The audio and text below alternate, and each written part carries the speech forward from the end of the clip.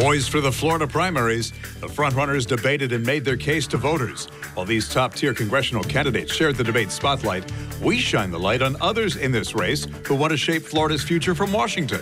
It's on This Week in Jacksonville. Welcome to This Week in Jacksonville. We begin with 3 Congressional District 4 candidates who were not part of our Channel 4 JU Public Policy Institute debate back on August 17th. It's because of criteria based on poll results. So we start out this morning with those 3 candidates. In alphabetical order, we first want to welcome Steve Kaufman. Good to have you here. Thank you. Great to be here. Would have been better to be at the debate, but good to be here. Well, you know, there are certain criteria, and rules are rules. Or are they? Because you look at the political race these days. Right. Are the rules the rules? No, that was my whole frustration with that debate. This race in particular is completely different. There are 7 candidates. They're going to be somewhere between 65 and 80,000 voters total. Do the math. Any one of us could win. We each have a base of voters. Whoever gets our voters to the polls wins. And that was the frustration with not being in the debate. What differentiates you from the rest of the field? Well, the biggest thing is I'm the only veteran. I'm the only person who's worn the uniform. 27-year naval officer with service in the Middle East and Central Asia. And I know the enemy. We're at war. Bruce, we are at war. I know the enemy. I know how he thinks. I know how to take care of our bases. And I know how to take care of our veterans. And we live in the area of Florida with the highest concentration of veterans of any area of the state. And I'm the only one talking about these issues, including base realignment and closure. The Secretary of the Navy came out just 2 weeks ago and called for another round of base closures and said every base was on the table. I know you live at the beach. Have you been out to Mayport recently? I have been. Do you see how empty the basin is? When I served there, we had almost 30 ships in the basin. It's a fraction of that now. In fact, they're counting the patrol craft as ships to get their ship count up. Now, friends tell me, oh, the Navy would never offer Mayport.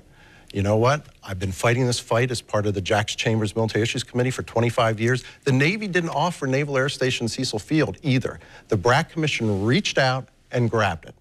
So we've started an initiative. I haven't even waited to get elected. We started an initiative called Moored at Mayport. You can go to mooredatmayport.com to start getting people mobilized because there's going to be another BRAC somewhere between now and 2019, and we need to be ready. Do you see that as one of the most pressing problems facing Northeast Florida today, as well as the world?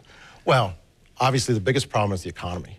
I mean, I'm a small business person. I'm one of only a couple true small business people in this race trying to survive in the Obama economy. A lot of people think that the recession hasn't even ended. I was at a talk yesterday where the speaker said, if you think the recession's ended, you're kidding. And I know that. I've got family members that are working 2 jobs to stay where they were just 8 years ago. So the economy is a big deal. And if we lose Mayport, our economy will be hurt incredibly. And it's not just about us. That's the thing. Mayport is a strategic asset for the country. So it's a combination of the economy and our local military infrastructure and taking care of our veterans. There's some other key issues that came up at the debate. Sure. You mentioned that you were chagrined that you couldn't be there. So here's your chance to talk about some of those issues. Sure. Immigration. Immigration. Look, I'm a big Donald Trump supporter. I believe in what he's saying and doing. We need to build the wall. And I'm a PR guy. I own a PR firm. The wall will be an incredible symbol to say, we've got borders. We've got borders that you must respect and you must follow our laws to before you can come in. And you know, once we enforce the visa law and we close the borders, then we really need to sit down, roll up our sleeves, and come up with an immigration plan. And that's where I've been working on win-win solutions with my clients and their clients for 25 years. We need somebody who can step back from the talk radio talking points and actually work across the aisle. And look, an airplane flies with 2 wings, right? A left wing and a right wing. You need both wings so the country of America, the airplane of America, we need both wings, but we need people who can reach across the aisle, and I can do that. 30 seconds. Sure. Second Amendment. Unwavering Second Amendment supporter. Tyrants take the weapons when they want to take control. We need, I don't even know why we register guns. That's a list that the government can grab and go after us. Tyrants take the weapons. We need to guard the Second Amendment with everything we have. Steve, thanks for being here. Thanks so much. Thank you. After the break, we continue with candidates for Congressional District 4. Ed Malin joins us next on This Week in Jacksonville.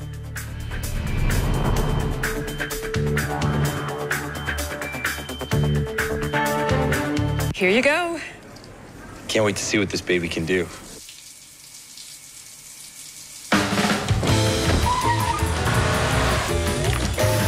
Thank you. Good morning. You remember my parents' anniversary? Wow. Right now, during Toyota's annual clearance event, get a 2-year, no-cost maintenance lease on a new 2016 Toyota Camry SE for $199 a month. Toyota, let's go places. I've never run for office and never expected to. But career politician Angela Corey is failing us, and I have to take a stand. Angela Corey has played a political game, making herself rich and our community less safe. It's time to change that, and I'm ready to lead. I'll be tough on crime. I always have been. But I'll also be fair and accountable to you. I'm Melissa Nelson, and I'm asking for your vote. Angela Corey claims she's tough. The record says something different. Corey dropped carjacking charges against this man who went back on the street. With the freedom provided by Angela Corey's failure, he committed another robbery and murder. While Corey lets killers go free, she's also left hundreds of rape evidence kits untested. Tests that could help put away rapists who target our sisters and daughters. Angela Corey isn't tough. She's just another politician we can't trust. A day of catching waves comes crashing to a halt. I looked down, my camera was gone. Memories lost forever, but fate had other plans. Maybe somebody's still looking for this. Washing ashore on a local beach 2 years later. Could have been anyone in America. A local team's mission to find the owner and the twist he didn't see coming. Digital message in a bottle. Monday on News 4 Jax at 6. You're watching This Week in Jacksonville. Welcome back. Joined by Congressional District 4 candidate Ed Malin. Good to have you here on the show. Thank you for having me. You have a couple of sandwich shops out at the beach. You're a small business owner. Yes. Why are you running for political office? Great question. I'm running because I believe that most of the people who work in Congress today, who walk up the steps of the Capitol, have lost the identity of who their customers are. As a small businessman, I identify with my customers every day. Who do they want? What do they want? How can I get it for them? Members of Congress these days have lost that. They don't know who they're working for. And if they are working for somebody, it's the people who pay for their campaigns, and maybe some Syrian refugees. All right, let's talk about that. I know from having passed your sign at Angie's Subs, you're very politically minded, very politically opinionated. During the course of the debate, there were some issues that came up. So here's your chance to speak out on Sure. That. Immigration. Immigration, I stand behind Donald Trump. Build the wall. The wall works around the White House. It works around my house. Walls work. We do have an immigration problem in this country. I think we all know that. Secure borders are absolutely essential for a sovereign nation. What we need to do, though, is enforce the laws that we have on the books. That's essential. And I put it to you this way, Bruce, and I'll just be blunt. How about that? If a woman breaks into your house tonight and she's pregnant and she has a baby on your kitchen floor, are you responsible for raising that baby for the next 8 years, next 18 years? Housing, clothing, food, schooling? Of course not. What are you going to do? You're going to pick up the phone and call the cops and have the lady arrested. That's what we need to do in this country. So you're saying that either the 11 million immigrants who are here illegally should be arrested or deported? They're illegal aliens. John Rutherford keeps calling people criminal illegal aliens. I don't know what a criminal illegal alien is. We don't say criminal rapist. We don't say criminal burglar. They're illegal aliens. They've already broken a couple of laws just by being here as long as they have been. Yes, if it was 11 million burglars, would we just say, oh, there's too many of them, we're not going to do anything about it? No, we're a country of laws.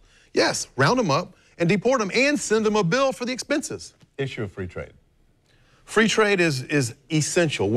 This is one thing I disagree with Donald Trump on. Donald Trump now is talking about putting a 35% tax on products that companies create outside of the United States. Say if a country moves to Mexico, he wants to put a 35% tax on a car or on a toaster. What he doesn't understand, and I can't understand why, I don't know why he doesn't get this, What he needs to be thinking about is what's best for the American consumer. The American consumer, government's job is to look out for the American consumer. What we need to be able to do is buy the cheapest good product we can. If it comes from Mexico or Canada or Pakistan, that's what he needs to be thinking about. Not putting a 35% tax on something that where the government keeps the tax. That makes no sense at all to me. We're 5% of the world's population. There's an entire world out there that needs toasters and cars. Taxing those products when they come back into to America is not going to help our country at all. Second Amendment. I'm a strong Second Amendment supporter. I've been an NRA member my entire life. I'm a concealed carry permit holder. The Second Amendment is probably the most important sentence in the entire Constitution. It's what gives teeth to the Constitution. Black Lives Matter. Black Lives Matter. A lot of people probably don't know this about me. I had a radio show here in Jacksonville 5 years ago. It was called Let's Talk About Race. I was white guy Eddie. My counterpart was black guy George, good friend of mine named George. And it was a call-in show, a radio show, where we talked about racial issues. We need to have a conversation in this country about racial issues. We can't tiptoe around it. What's one thing that the electorate needs to know about you that maybe they don't? Great question. We need small business-minded people in Congress. The last thing we need in Congress today is John Rutherford. John Rutherford comes from a public sector mindset. His mentality, and it's on display right now in Duval County for you with $2.8 billion in unfunded pension liabilities. The mentality of the public sector is, we have an issue, what are we going to do? Raise taxes, raise taxes, raise taxes.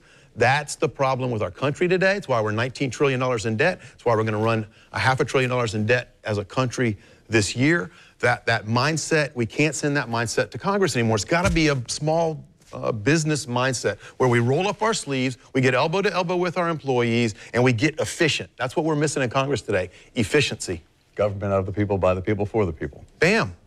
Ed, thanks for being here. Thank you for having me. Stay with us. Congressional District 4 candidate Deborah Katz-Puchel joins us. That's next on This Week in Jacksonville.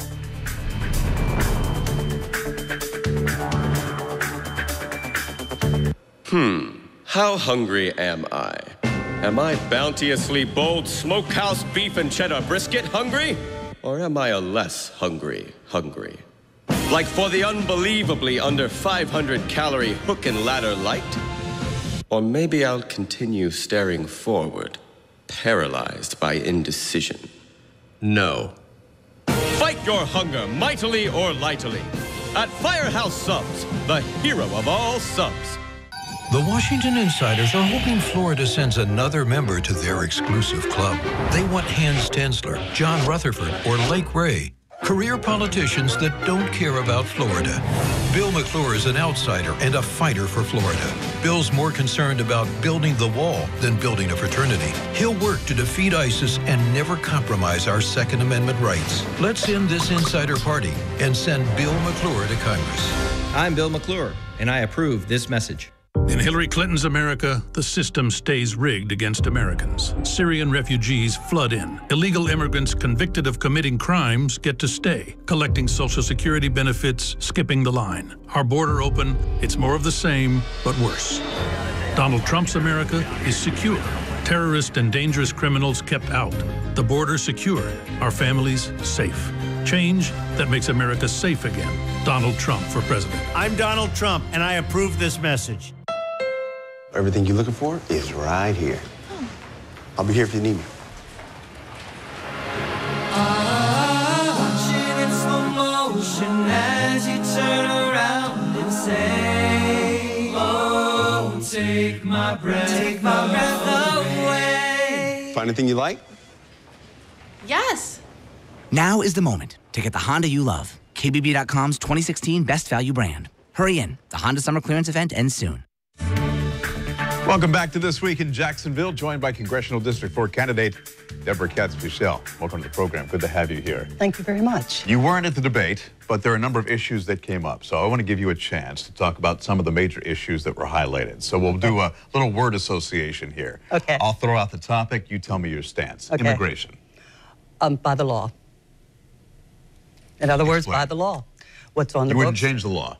No, I would not change the law. I would follow the law as. I can speak about a personal incident. My family waited 9 years to get to this country from South Africa, one of the many immigrants, since I'm from many immigrants since 1639. But they waited 9 years to come here. They had family here for quite a while in various states. One in Houston was a doctor. But while they waited for 9 years, they had to leave a child behind who turned 21. How about those who are here illegally? I say we have to go by the law, still go by the law. Which means? Which means that if they violated the law, they have to go back to the line and come back into this country legally. So you align yourself with Donald Trump's philosophy? Yes, I do. All right. How about the fact that he's softening his policy? I don't think he's softening. I think what he's saying is we all have to go by the law. We still have to go by the law. Free trade. I believe in fair trade. I know that we have some policies that might be contradictions. As far as I know, some of the trade of I was just reading this morning about the aerospace and defense, and some of those jobs are going down to Mexico. So I do not like the idea of them heading for Mexico, but I think we have to look at a fair trade that is reasonable for us and that puts American first. Second Amendment rights. Oh, definitely a Second Amendment pro. The best defense for our country is an offense, and that Second Amendment is our offense for defending this country. Donald Trump. I actually met Donald Trump in 2000. People don't know this. Some of you probably do. I ran as a no-party affiliation in 2000. I was invited down to Donald Trump's place in West Palm Beach, and he was being solicited, or recruited, should I say, by the Reform Party to run for president. And at the same time, I was being solicited or encouraged, I should say, to run as a Reform ticket party. And I said, no, I would stay no-party affiliation. So if you look at Donald Trump's platform, back then in 2000, it's very similar to Pat Buchanan, who got the presidential nomination for the Reform Party. Is there any similarity between that platform almost 17 years ago and the platform today? Well, we didn't have terrorism by then. Then his first platform, his first initial problem was... Oh, I beg to differ. We had 9/11. No, 9/11 wasn't until 2001. Yeah, you're right. I'm sorry. That's my bad. Yes. It was the national debt. And then, but actually, we were having terrorist incidents prior to 2001. People don't recall that one of the first acts of terrorism was a Navy sailor, Robert Steedham, that was shot on TWA plane in the Middle East and was thrown from the plane on the tarmac. If you get to Washington and get elected to this congressional position, what are the biggest issues that you want to confront for Northeast Floridians? Well, I want to make sure that the debt is reduced, but I also want to make sure that we keep the base that we have, Mayport. I feel that the military has been decimated with this administration. I understand that the F-35s are being looked as far as coming to the Air National Guard, so definitely it would be the military, the security, and also the growth, job, but definitely the reduction of the debt. People don't realize that the debt in 1993 was $1/3 of $1 trillion. We are now up to $19 trillion. Tell me something about you that the voters don't know and need to. The voters should know that I have been a civil servant. Some might know, might not know, that I live the American dream. I actually lived the American dream. I grew up in Washington, D.C., grew up in a 2-bedroom bungalow, and went to high school in D.C., worked my last year in high school to complete my high school education at Catholic school because my parents couldn't afford it anymore. Went to work for the police force, worked 3 years for the police force with the intention of becoming a police officer. Police were getting disrespect back then. They were called pigs, which now they translated to pride, integrity, and guts. And then I went on to become an air traffic controller. Went from a GS-5 to a GS-14 in 6 years. So in a way, this would be going home for you. That's right. Thank you so very much for being here on This Week in Jacksonville. Appreciate it. Coming up, we continue with issues that congressional candidates in race for District 4 are facing. Bill McClure is next on This Week in Jacksonville.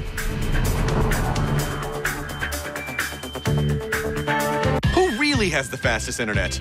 We're off to the download races in today's Xfinity X1 Challenge. We're gonna download the same show on these 2 laptops. Okay, ready? Download. So far, I'm doing pretty good. Should we put money on this? Let's see who our winner is. Xfinity! Who do you have for your internet service? I have AT&T. Yeah. With Xfinity, you get speeds up to 12 times faster than you get with UVerse. So what do you think now? Which one do you want?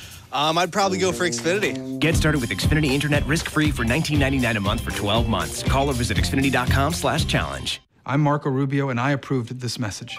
Politicians always talk about how broken the VA is. But Marco Rubio actually did something about it.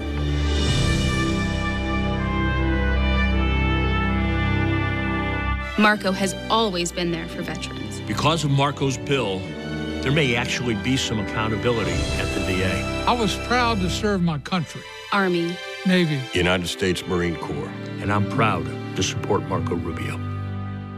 This is Pastor R.J. Washington of the Titus Harvest Dome.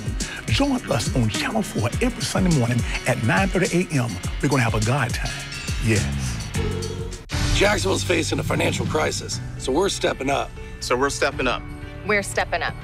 County Referendum 1 keeps the promises to first responders and requires them to help solve the problem. A yes vote will extend the half-penny surtax, close existing pension plans for new employees, and require participants to pay more. We're stepping up for Jacksonville and ask you to join us. So join us. Join us. Vote yes on County Referendum 1. And vote yes for Jacksonville. Caring Chefs is the first, biggest, and best food and wine tasting event in Jacksonville.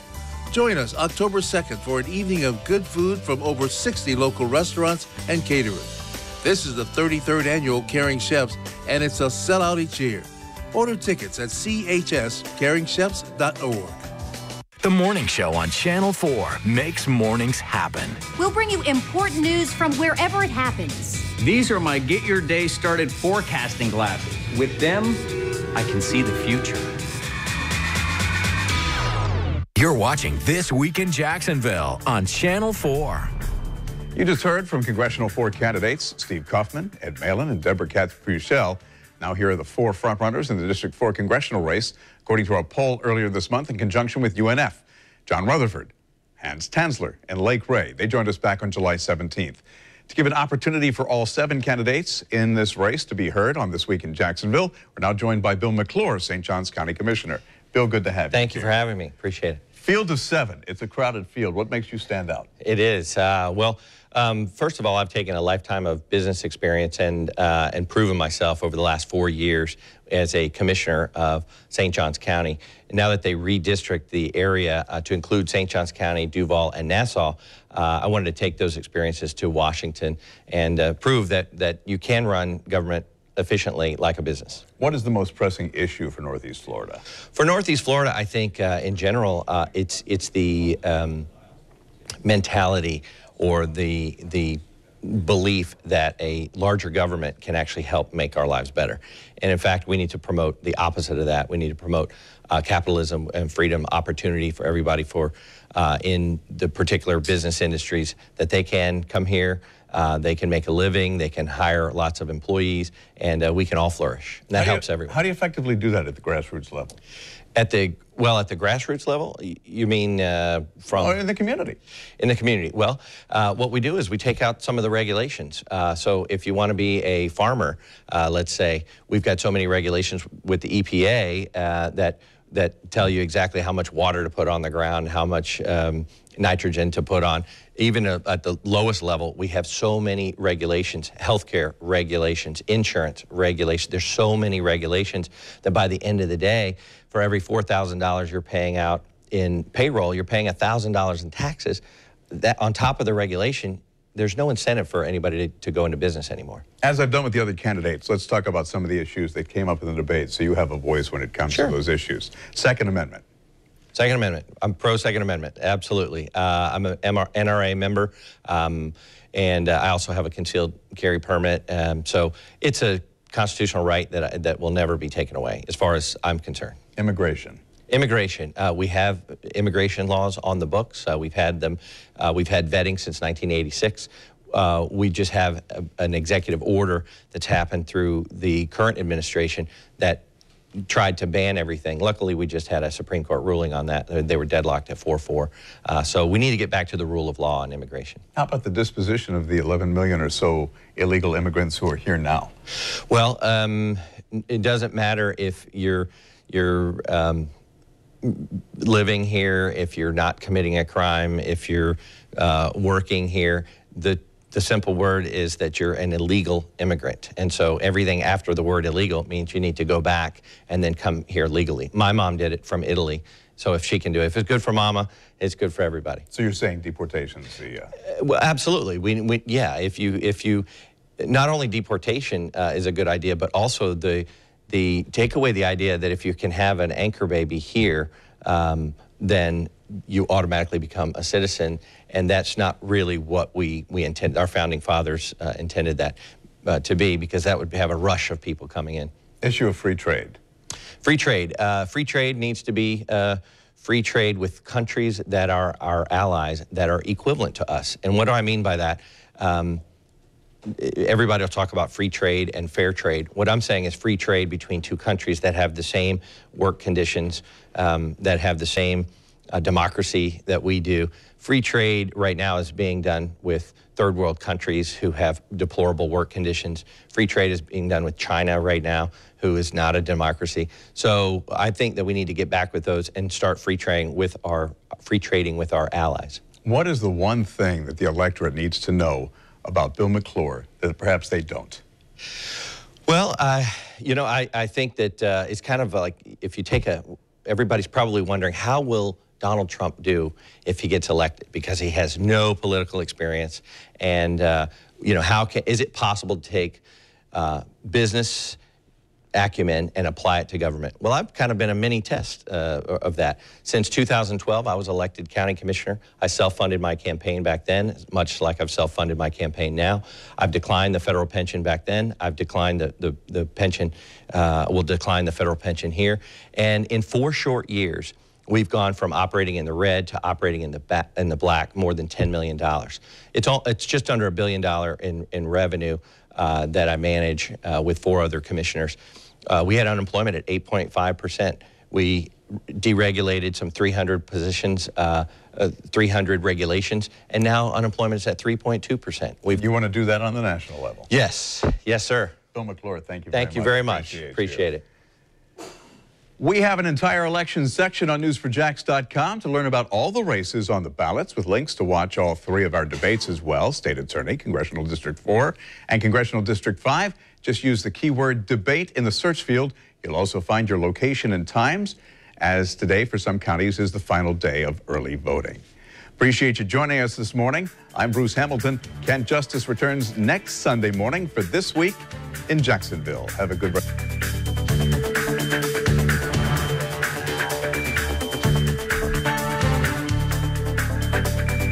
At News4Jax, we're always covering the news, even when we're not on TV. Stay informed, on the go, and online at news4jax.com.